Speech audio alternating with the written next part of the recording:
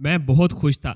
میرا نکاح ایک نہایت حسین اور خوبصورت لڑکی سے ہو رہا تھا۔ میں عام سا لڑکا تھا، کبھی تصور بھی نہیں کیا تھا کہ کوئی اتنی نازک اور حسین لڑکی میری ہو سکتی ہے۔ میری نسبت میری ہونے والی بیوی کا رنگ بہت چمکتا دمکتا تھا اور اس کی آنکھیں بھی نیلگو مائل تھیں۔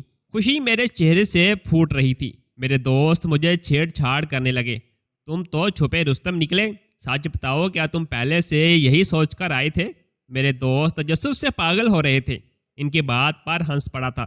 میں تو صرف دوستوں کے ساتھ چترال گھومنے گیا تھا۔ وہاں جا کر خبر ملی کہ ان دنوں کیلاش کی وادی میں اچاؤ میلے کا موسم تھا۔ اچاؤ میلے میں کیلاش کے لڑکے اور لڑکیاں گیت گاتے، ناچتے اور عید مناتے ہیں۔ یہ شادیوں کا موسم ہوتا ہے جس میں لڑکے لڑکیاں ایک دوسرے کا جیون ساتھی منتخب کرتے ہیں۔ میں نے بھی باقی لوگوں کی طرح کیلاش کی نہایت حسین کم عمر لڑکیوں کے بارے میں بہت سن رکھا تھا۔ میرے دوستوں نے اس میلے کے بارے میں سنا تو مچل اٹھے۔ کہنے لگے کہ اگر یہاں تک آنے کا اتفاق ہو ہی گیا ہے تو ہمیں کیلاش کے اس میلے میں بھی شرکت کر لینی چاہیے۔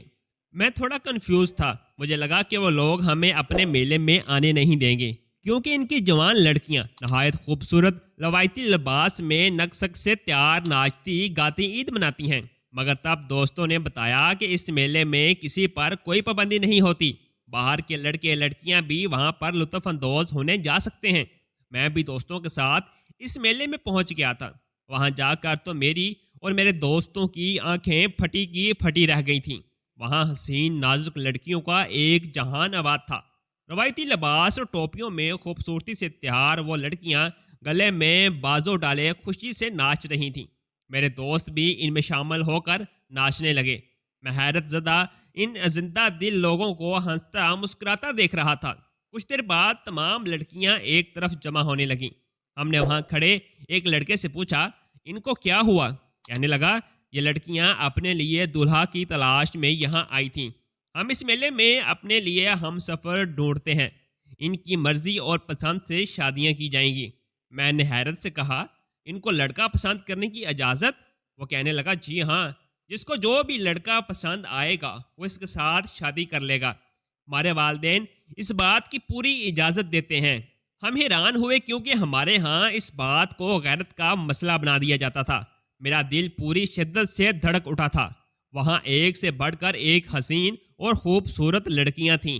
ان کے رنگ سورج کی روشنی میں چاند کی طرح دھمک رہے تھے۔ میں نے مذاقاً دوستوں سے کہا، اگر وہ لڑکیاں اپنے لیے دولہا تلاش کر ہی رہی ہیں تو پھر ہمیں بھی قسمت آزمانی چاہیے، کیا خبر کسی کے دل میں ہم اتر جائیں۔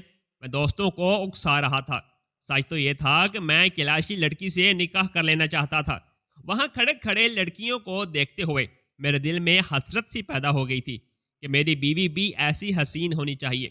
میرا دوست کہنے لگا، 50,000 کہاں سے لاؤ گے؟ ایک دلہن کی قیمت 50,000 ہے۔ میرے پاس اتنے پیسے نہیں ہیں کہ ہم اپنے لیے یہاں سے دلہن پسند کر لیں، اس لیے دور دور سے آنکھیں ٹھنڈی کرو اور واپس چلو۔ میرے دوست مجھے حقیقت سے آگاہ کر رہے تھے، جبکہ میں 50,000 کی رقم کا سن کر ٹھٹک گیا۔ بہانے سے میں نے اپنا بٹوا نکالا اور پیسے چیک کرنے لگا۔ میں اپنی تعلیم کے ساتھ ساتھ الگ سے آن لائن کمائی بھی کرتا تھا۔ دوستوں کے ساتھ گھومنے پھرنے کے لیے میں نے اچھی خاصی رقم جمع کی تھی تاکہ میں سفر میں کسی مشکل کا شکار نہ ہوں۔ مجھے لگا وہی رقم میرے کام آ سکتی ہے، مگر رقم گننے کے بعد مجھے مایوسی ہوئی۔ میرے پاس تو صرف 40,000 تھے۔ کچھ رقم میں پہلے چترال آنے تک خرچ کر بیٹھا تھا۔ میری نظر بار بار ان خوبصورت لڑکیوں کی طرف جا رہی تھی۔ میری نظر ایک لڑکی پر جم گئی تھی۔ وہ دبلی پتلی کم عمر لڑکی تھی۔ اس کی رنگت بہت شفاف تھی اور نہایت لمبے بال تھے جو مینڈیوں کی طرح بندھے ہوئے تھے۔ سر پر چترال کی روایتی ٹوپی رکھے وہ بہت معصوم لگ رہی تھی۔ اس کا بار بار شرمانا اور ہنسنا میرے دل میں اتر رہا تھا۔ میں بے قرار سا اٹھ کھڑا ہوا۔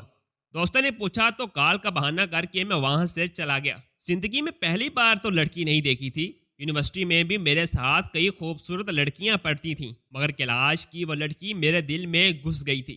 میں بہانے سے اس کے پاس گیا اور اس سے سلام دعا بڑھانے لگا۔ وہ اعتماد سے میری ہر بات کا جواب دینے لگی۔ میں نے بہت کوشش کی کہ میں اس کی نظر میں ٹھہر جاؤں۔ میں چاہتا تھا وہ خود مجھے پسند کر لے۔ میرے پاس 50,000 نہ تھے، مگر 40,000 میں اسی وقت دینے کو تیار تھا۔ میں بہت خوبصورت نہیں تھا مگر بہت اچھا پہناوا اور نرم لہجہ مجھے لڑکیوں میں مقبول کرتا تھا۔ وہ لڑکی بھی میری طرف متوجہ ہوئی تھی۔ میں نے پسندیدگی کا اظہار کیا تو اس نے میری شادی کی آفر قبول کر لی۔ پیسوں کی بات ہوئی تو پتہ چلا وہ 50,000 شادی کے خرچ کے لیے لیتے تھے۔ میرے پاس 40,000 تھا، انہوں نے وہی لے لیا اور شادی طے کر دی۔ مگر نکاح کا مرحلہ آیا تو میں بے ہوشی میں آ گیا۔ کلاش کے لوگوں کا مذہب اسلام نہیں تھا۔ اب مجھے فکر ہونے لگی کہ میں اس لڑکی کو کیسے اپنا نکاح میں لوں جبکہ اس کا مذہب اسلام نہیں تھا۔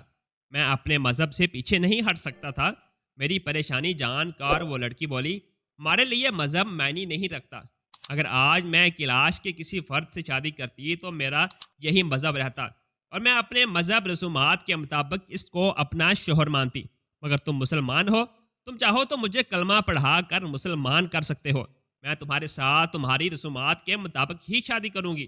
یہ سن کر تو میری ساری فکر دور ہو گئی تھی۔ میں بھاگتے ہوئے اپنے دوستوں کے پاس پہنچا۔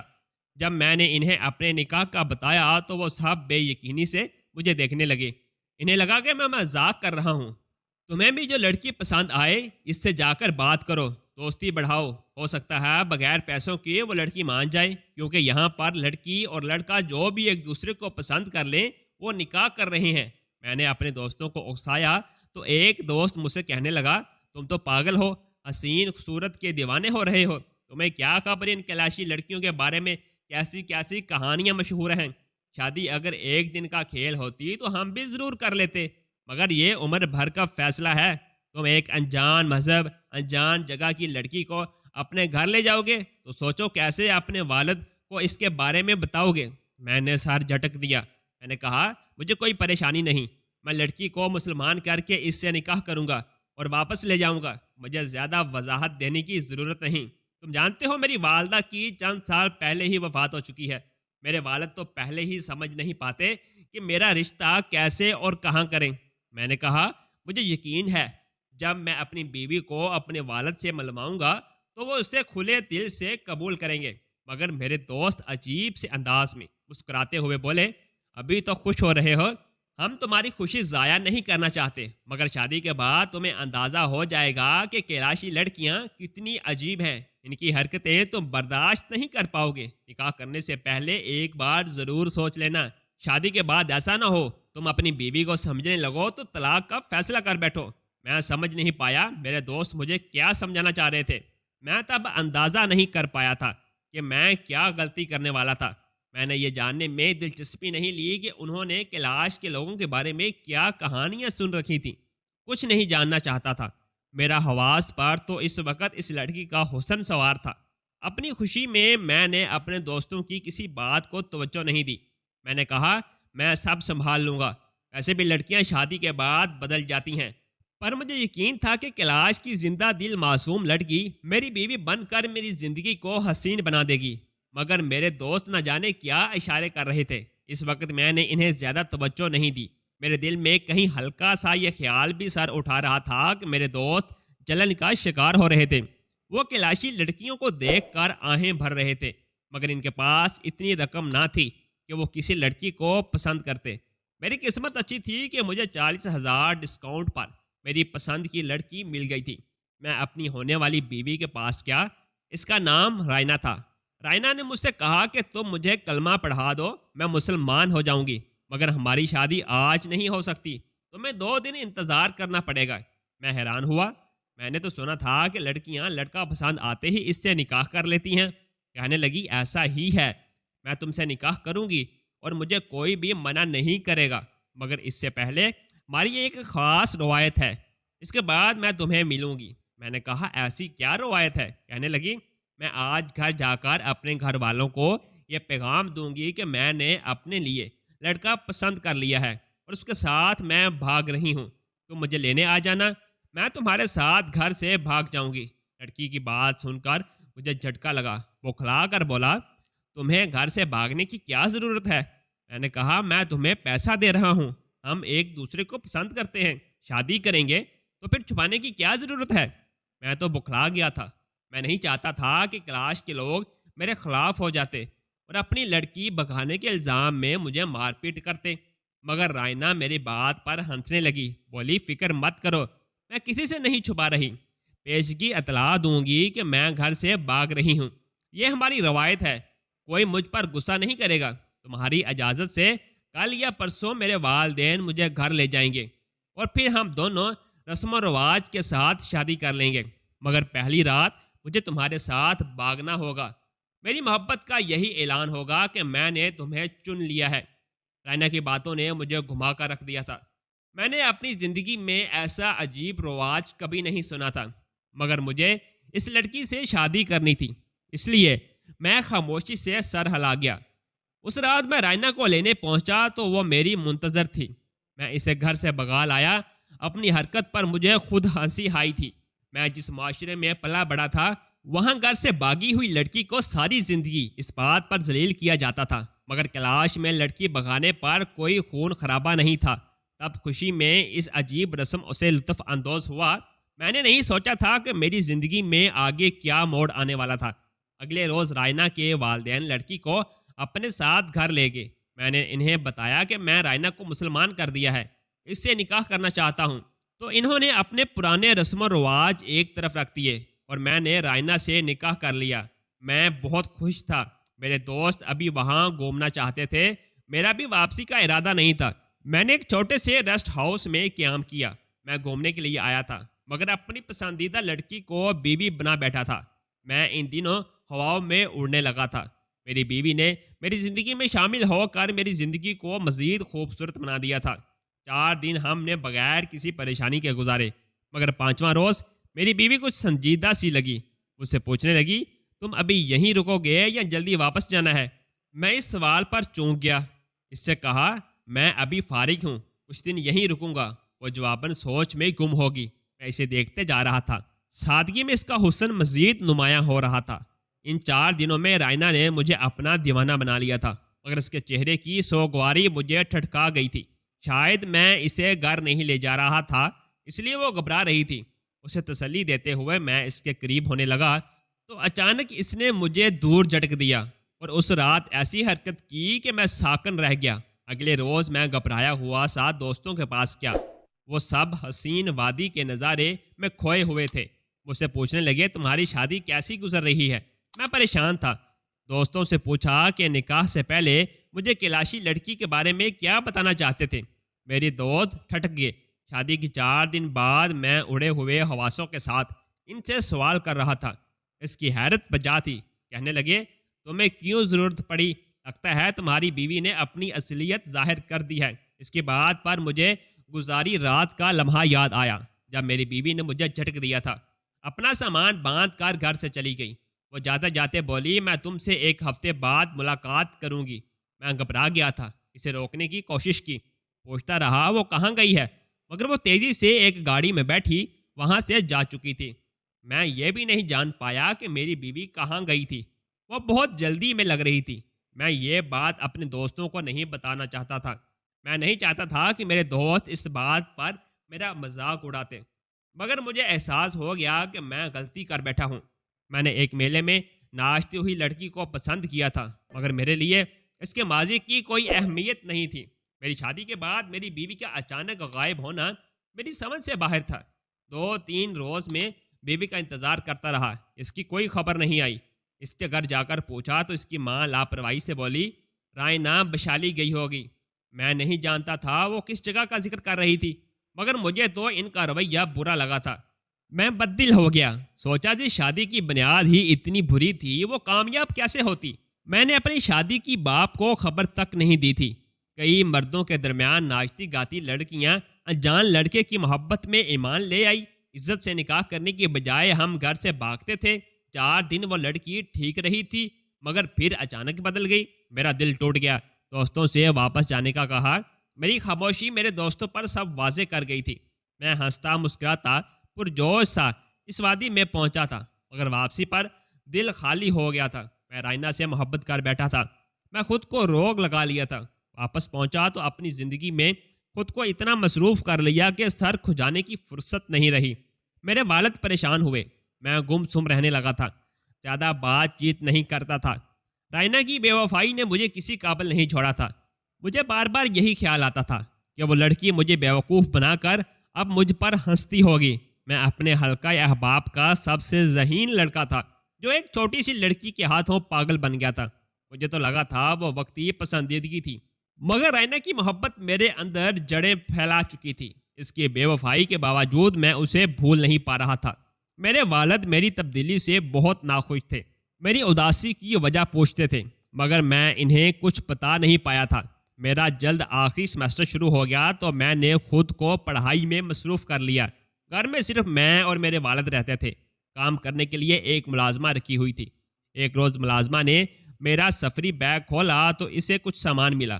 مجھ سے کہنے لگی، صاحب آپ کے سامان میں کوئی خط رکھا ہوا ہے۔ میں مصروف تھا، لاپرواہی سے کہا، میرا ضروری سامان الماری میں رکھ دینا، میں بعد میں سب چیک کر لوں گا۔ میں تب امتحانات کی وجہ سے پریشانی کا شکار تھا، اس لیے اس کی بات کو زیادہ توجہ نہیں دی۔ ملازمہ ادب سے سر ہلا کر چلی گئی۔ آخری سیمسٹر کے امتحانات تک میرے دماغ سے اس خط کا خیال بالکل نکل گیا تھا۔ ڈگری لیتے ہی میں نے ایک اچھی جگہ پر نوکری کے لیے انٹرویو دیا تھا۔ میری قسمت اچھی تھی کہ میرا انٹرویو پاس ہو گیا۔ میں جاب کرنے لگا۔ اس تمام عرصے میں نہایت مصروفیت کے باوجود میرے دماغ سے کبھی رائنا کا خیال نہیں گیا تھا۔ مجھے چترال سے واپس آئے سال بھر ہو چکا تھا، مگر آج بھی رائنا کی یاد آتی تھی تو دل درد سے بھر جاتا تھا۔ میں اسے جب یاد کرتا اپنی خالی پن کا الزام دیتا تھا اور اسے بددعا دیتا کہ وہ کبھی خوش نہ رہے۔ میرے دوست اس سفر کو بھلا چکے تھے، سب اپنی اپنی زندگیوں میں مگن ہو چکے تھے، مگر میں اپنی زندگی کے وہ 4 دن کبھی بھلا نہیں پایا تھا۔ مجھے لگتا تھا رائنا اپنی زندگی میں خوش ہوگی، میری طرح چترال میں میلہ دیکھنے کے لیے آئے نوجوانوں کو اپنے حسن سے قابو کر کے پیسے لوٹ رہی ہوگی۔ میں نے اسے جب بھی سوچا اس کا یہی خاکہ میرے دماغ میں ابھرتا تھا، کیونکہ مجھے یقین تھا اس شادی میں صرف میں مخلص تھا۔ میں زندگی کے سفر میں آگے بڑھتا جا رہا تھا، ہر قدم پر کامیابی حاصل ہو رہی تھی، مگر محبت میں شدید ناکامی کا سامنا ہوا تھا۔ ایک روز والد نے مجھ سے اپنے عزیز دوست کی بیٹی کا ذکر کیا۔ کہنے لگے، میں تمہارا رشتہ دوست کی بیٹی سے کرنا چاہتا ہوں۔ وہ پڑھی لکھی اور بہت سادہ سی لڑکی ہے، لیکن میں نے تمہیں ہمیشہ پسند سے شادی کرنے کا اختیار دیا ہے، اس لیے میں ایک بار تم سے پوچھنا چاہتا ہوں، اگر تمہاری زندگی میں کوئی لڑکی ہے تو مجھے بتاؤ، میں اس سے تمہاری شادی کرواؤں گا۔ مجھے فرق نہیں پڑتا وہ لڑکی غریب گھرانے کی ہے یا امیر، مجھے صرف تمہاری خوشی عزیز ہے۔ میرے والد کے سوال پر مجھے چترال کی وہ بے وفا حسینہ بہت شدت سے یاد آئی تھی۔ میں نے کہا، میرے دل میں کوئی لڑکی نہیں ہے، آپ جہاں چاہیں میرا رشتہ کر سکتے ہیں۔ میں نے سوچ لیا تھا رائنا کے لیے خود کو مزید اکیلا نہیں کروں گا۔ میرے حامی بڑھتے ہی میرے والد نے میرا رشتہ طے کر دیا اور شادی کی تاریخ بھی دے دی۔ میری شادی کے دن قریب آ رہے تھے، میرا دل مزید اداس ہوتا جا رہا تھا۔ شادی سے ہفتہ بھر پہلے میرے والد نے مجھے ہدایت دی کہ اپنے کمرے کا پرانا فرنیچر ہٹا کر اچھے سے پینٹ وغیرہ کروا لو، یہاں نیا فرنیچر آئے گا۔ اپنا سامان سمیٹتے ہوئے میں نے الماری سے اپنی چیزیں نکالیں تو میرے سامنے ایک خط آیا۔ وہ خط دیکھ کر میں چونک گیا تھا، گلابی سے ریپر میں بندھا گیا تھا۔ وہ خط میرے لیے بالکل نیا تھا۔ میں سر جھٹک کر وہ خط پھینکنے لگا جب مجھے اچانک یاد آیا ملازمہ نے سفری بیگ سے نکلے کسی خط کا ذکر کیا تھا۔ میرا دل بری طرح دھڑک رہا تھا۔ ایک لمحے میں مجھے سمجھ آیا کہ وہ خط مجھے رائنا نے دیا ہوگا۔ میں نے کانپتے ہاتھوں سے خط کھولا۔ اس میں ادب کے ساتھ رائنا نے ایک پیغام لکھا ہوا تھا، میں چند روز کے لیے ویشالی جا رہی ہوں، تم ابھی چترال میں ہی موجود ہو، اس لیے فکر مت کرنا۔ ہماری یہ نہایت پرانی روایت ہے، ناپاکی کی حالت میں ہم کیلاشی لڑکیاں گھروں میں نہیں رہتی، ہم ویشالی نام کی ایک بڑی سی عمارت میں رہتی ہیں۔ تم چاہو تو مجھے ویشالی میں ملنے آ سکتے ہو، مگر تم مجھے چھو نہیں سکتے۔ میں تمہارے آنے کا انتظار کروں گی۔ رائنا کا وہ پیغام پڑھ کر میرے دماغ میں دھماکہ ہوا تھا۔ اس کی ماں نے بھی اس جگہ کا ذکر کیا تھا۔ جب میں نے کیلاش میں ویشالی نامی جگہ کی معلومات گوگل پر سرچ کی تو میرے سامنے سب واضح ہوتا گیا۔ وہ سیاہ دیواروں کی ایک بڑی سی عمارت تھی۔ کیلاش کی لڑکیاں اپنی پرانی روایت کے مطابق مخصوص ایام ویشالی کے اندر رہ کر گزارتی تھی، حتیٰ کہ لڑکی ماں بنتی تو بچہ پیدا ہونے کے بعد 10 روز وہ اسی ویشالی میں ہی گزارتی تھی۔ بشالی کو مقدس جگہ مانا جاتا تھا۔ مردوں کو بشالی کی دیوار کو چھونے کی بھی اجازت نہ تھی۔ اپنی عورتوں کو سامان پہنچانے یا ملنے کے لیے مردوں کو جانے کی اجازت تھی، مگر بنا چھوئے سامان دیا جاتا تھا۔ بشالی میں رہائش کے دوران عورتوں کو اس کا شوہر بھی چھو نہیں سکتا تھا۔ خط پڑھ کر میں اپنی جگہ پر بیٹھا رہ گیا۔ رائنا چند روز کے لیے بتا کر گئی تھی، وہ مجھ سے سب کہہ کر گئی تھی، پھر بھی میں اسے بے وفا اور نہ جانے کیا کیا کہتا جا رہا تھا۔ پریشانی کی بات تو یہ تھی کہ میں اس لڑکی سے نکاح کر کے وہاں اکیلا چھوڑ آیا تھا۔ میں کبھی پلٹ کر اسے نہیں ملا۔ اس خط کا مجھے 1.5 سال میں کبھی خیال ہی نہیں آیا۔ میں نے اتنا وقت ضائع کر دیا۔ رائنا کی یاد میں پاگل ہوتا رہا تھا۔ کبھی جان نہیں پایا کہ وہ بشالی میں تنہا رہتے ہوئے میرا انتظار کرتی ہوگی۔ میری آنکھوں میں بے اختیار آنسو آ گئے تھے۔ میرا دل چاہا اسی وقت اڑ کر کیلاش پہنچ جاؤں اور رائنا سے اپنے کیے کی معافی مانگ کر اسے اپنے پاس لے آؤں۔ میں بے قرار سا اٹھ کھڑا ہوا۔ اسی وقت اپنے والد کے پاس گیا۔ وہ میری شادی کے انتظامات میں مصروف تھے۔ میں کچھ روز کے لیے چترال جانا چاہتا ہوں۔ میرے اچانک جملے پر میرے والد نے ٹھٹک کر مجھے دیکھا۔ 1 ہفتے بعد تمہاری شادی ہے، گھر میں شادی کی تیاریاں ہو رہی ہیں، تمہیں چترال اچانک کیا کام پڑ گیا؟ میرے والد نے حیرت سے سوال کیا۔ پلیز مجھے جانے کی اجازت دے دیں، میرا جانا بہت ضروری ہے۔ اگر میں اب بھی نہ گیا تو بہت دیر ہو جائے گی اور میں ساری زندگی پچھتاتا رہوں گا۔ مجھے کبھی چین نہیں ملے گا۔ مجھے ایک بار جانے دیں۔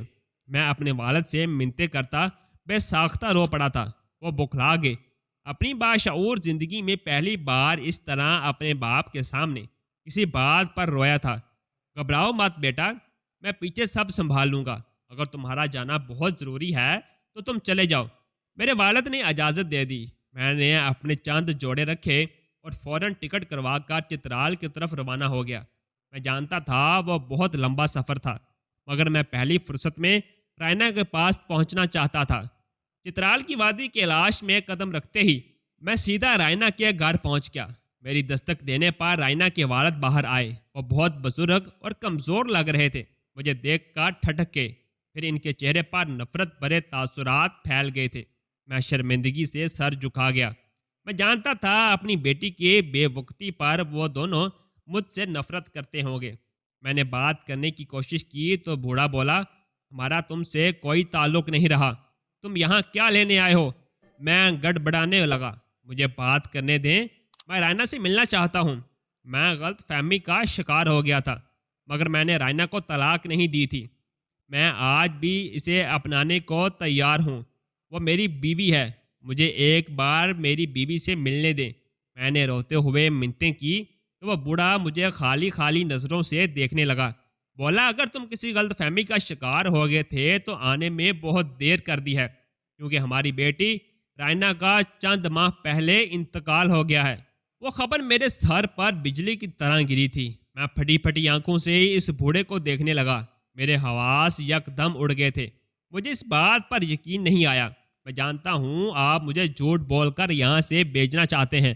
مجھے ایک بار رائنا سے ملنے دیں، میں معافی مانگ لوں گا۔ میں تڑپنے لگا، میری حالت غیر ہونے لگی۔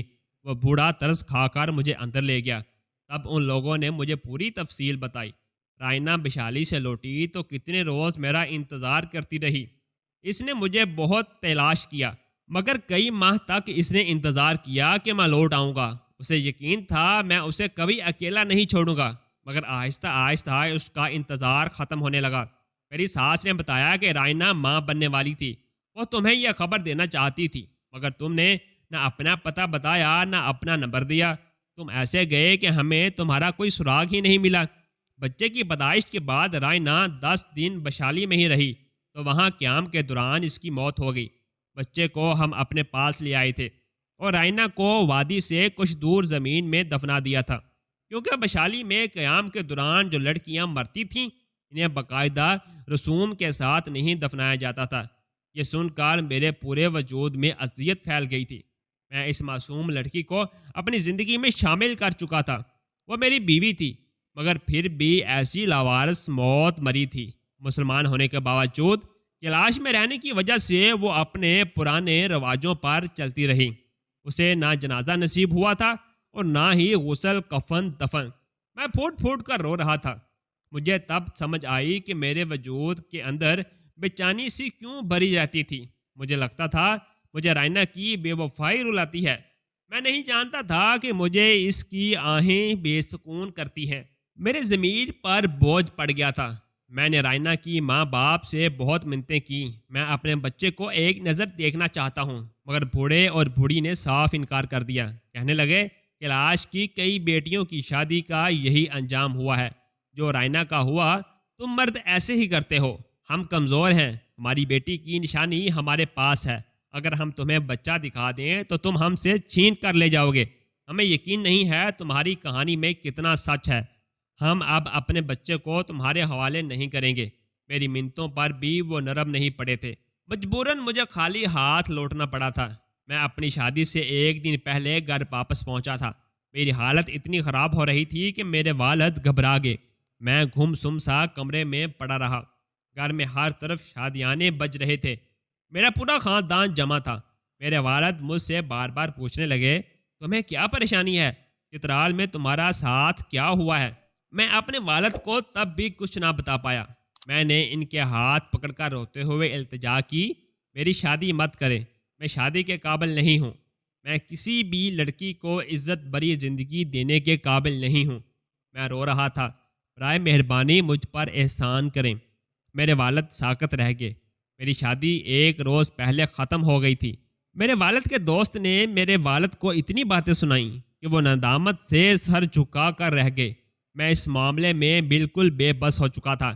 میری فکر میں گلتے گلتے میرے والد ایک ماہ بعد فوت ہو گئے۔ ان کی وفات کو بھی اب 5 سال گزر چکے ہیں۔